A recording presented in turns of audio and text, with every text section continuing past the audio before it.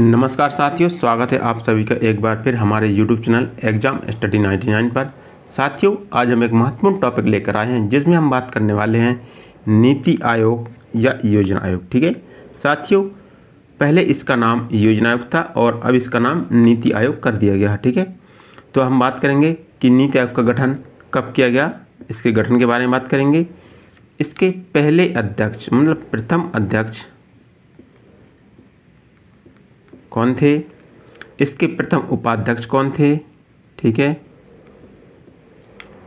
इसका गठन क्यों किया गया और इसके गठन की आवश्यकता क्यों पड़ी। ठीक है, इन सभी पॉइंटों के बारे में हम डिस्कस करेंगे। साथियों, योजना आयोग और नीति आयोग से संबंधित लगातार प्रश्न परीक्षाओं में पूछे जाते हैं, तो यह एक बहुत ही महत्वपूर्ण टॉपिक होने वाला है। तो साथियों, आप हमारे चैनल पर पहली बार आए हो तो चैनल को लाइक और सब्सक्राइब जरूर करें। चलिए हम स्टार्ट करते हैं। साथियों, पहले हम बात करेंगे योजना आयोग की, इसका कुछ इतिहास जानेंगे। ठीक है साथियों, योजना आयोग का गठन केसी नियोगी समिति के आधार पर किया गया था। ठीक है, योजना आयोग का गठन केसी नियोगी समिति के आधार पर किया गया था। ठीक है, योजना आयोग का गठन वो केसी नियोगी समिति के आधार पर किया गया था।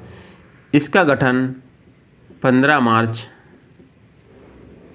1950 ईस्वी को किया गया। ठीक है, योजना आयोग का गठन 15 मार्च 1950 ईस्वी को किया गया था। यह एक गैर संवैधानिक निकाय है। योजना आयोग है वह गैर संवैधानिक निकाय है। यह रूसी मॉडल पर आधारित है। कौन है योजना आयोग था, वह रूसी मॉडल पर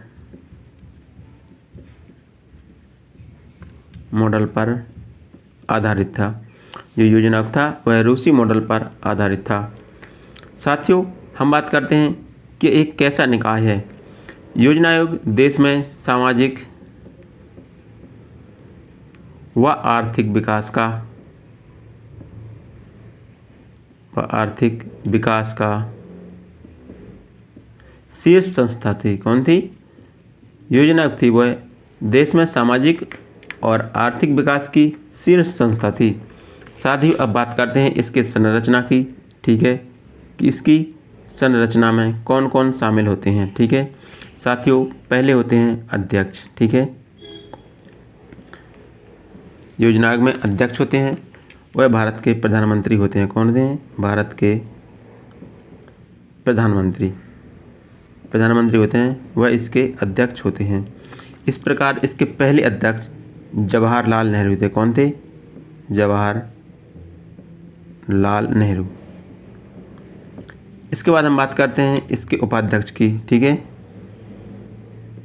यह इस संस्था का वास्तविक प्रमुख होता है। कौन होता है, उपाध्यक्ष होता है, वह इस संस्था का वास्तविक प्रमुख होता है।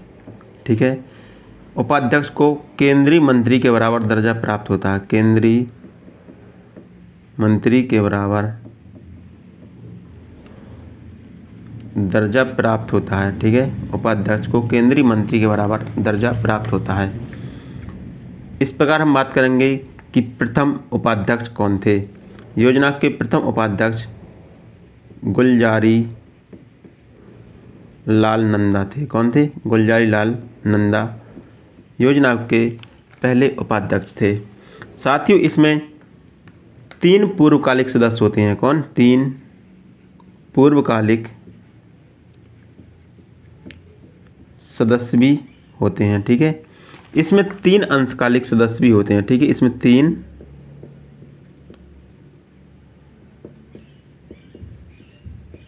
अंशकालिक सदस्य होते हैं।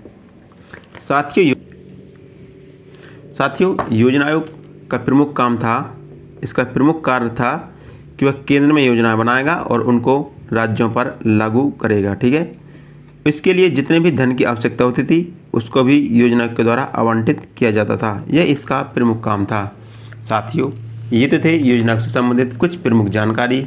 इसके बाद हम बात करेंगे नीति आयोग की। ठीक है, हम नीति आयोग के बारे में देखेंगे। साथियों, 13 अगस्त 2014 को 13 अगस्त 2014 को मोदी सरकार ने 65 वर्ष पुराने जो योजना आयोग था वह 65 वर्ष पुराना हो गया था। 65 वर्ष पुराने योजना आयोग के स्थान पर एक नई संस्था, ठीक है, एक नई संस्था गठित करने की घोषणा की। ठीक है, 13 अगस्त 2014 को मोदी सरकार ने 65 वर्ष पुराने योजना आयोग के स्थान पर एक नई संस्था गठित करने की घोषणा की। उसी के आधार पर 15 जनवरी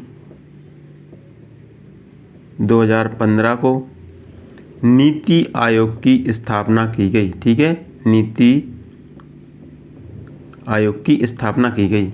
साथियों, आपको ध्यान देना है कि नीति आयोग की स्थापना 15 जनवरी 2015 को की गई थी। यह भी एक गैर संवैधानिक निकाय है। कैसा? गैर संवैधानिक निकाय है। योजना आयोग एक कैसा निकाय है? यह एक गैर संवैधानिक निकाय है। साथियों, हम देखते हैं कि नीति आयोग का फुल फॉर्म क्या होता है। नीति आयोग को हिंदी में कहते हैं national institute for transforming India. ठीक है, यह नीति आयोग का फुल फॉर्म था। साथियों, इससे संबंधित प्रश्न परीक्षा में पूछ ले जाते हैं, तो आपको जरूर याद रखना है कि नीति आयोग का फुल फॉर्म क्या है। National institute for transforming India NITI Aayog का फुल फॉर्म है। साथियों, इसका गठन है जो केंद्रीय मंत्रिमंडल के द्वारा किया जाता है। केंद्रीय मंत्रिमंडल के द्वारा इसका गठन किया जाता है। जिसका गठन है वह केंद्रीय मंत्रिमंडल के द्वारा किया जाता है। साथियों, बात करते हैं इसके संरचना की। ठीक है, किसकी संरचना में कौन कौन शामिल होते हैं।